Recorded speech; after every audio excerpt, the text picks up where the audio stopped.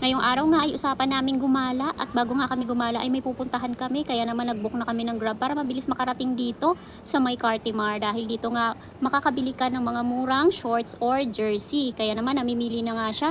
Then after nga niya makapamili ay naglakad kami papuntang Buendia para dito naman sumakay papuntang MOA. At ganito nga ang biyahe namin, halos wala gaano sasakyan. Natuwa nga ako dito sa Egypt na sinakyan namin dahil mukha siyang bago at talagang napakagalang pa nung driver. At swerte nga namin at nandito kami sa may unahan nakaupo, nakapag-video-video pa ako.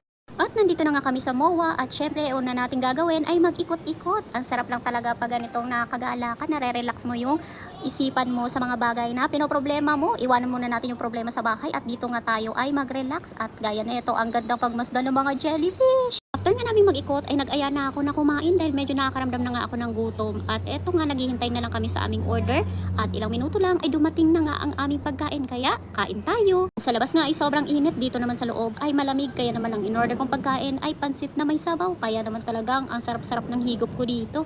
At syempre may all-time favorite pansit papahaba ng buhay o talagang hindi yan mawawala pag ako ay nag-order ang pansit. Pagkatapos nga namin kumain, ay inaya ko yung aking partner na umakyat sa MOA Sky Garden at pumayag naman siya. Kaya welcome to MOA Sky Garden at tayo nga ay sasakay dito sa escalator papuntang level 4. At finally, nandito na tayo. Welcome to MOA Sky Garden. O diba ang init?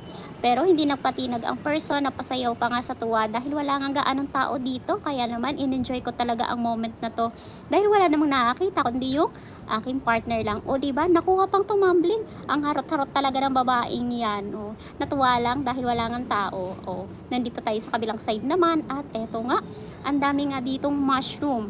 At meron nga dyan, hindi ko alam kung anong tawag dyan sa malaking yan. O, manok ba yan o kung ano. Basta ang mahalaga sa akin, nakarating ako dito sa MOA Sky Garden kahit sobrang init.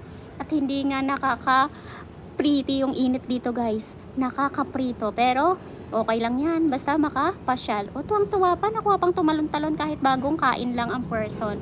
At dito nga nag-decide nga kami pumunta sa may dulo, doon sa may seaside banda. O diba, sobrang init niyan. Pero buti na lang, meron kaming dalang payong kaya hindi talaga kami nagpatinag.